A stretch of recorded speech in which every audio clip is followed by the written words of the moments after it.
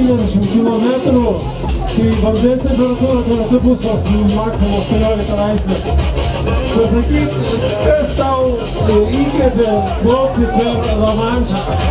Kai buvo man 14 metų, aš pirmą kartą išbandžiau save moteriaus maratonę, tada kilometrą 800.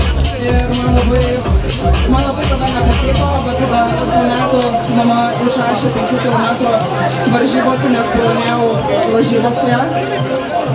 Tada po 5 km gavau galimybę plaukti 10 km per Kuršių marias.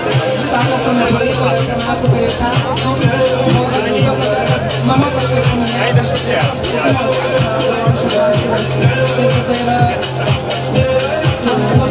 kai kopimas į Everestą kalną.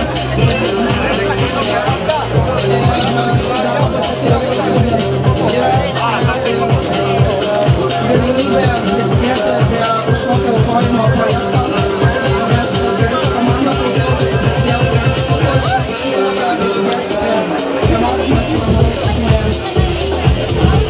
Ir kiek tu dabar metų yra? Šiuo metu man 21 ir dabar buvo 22.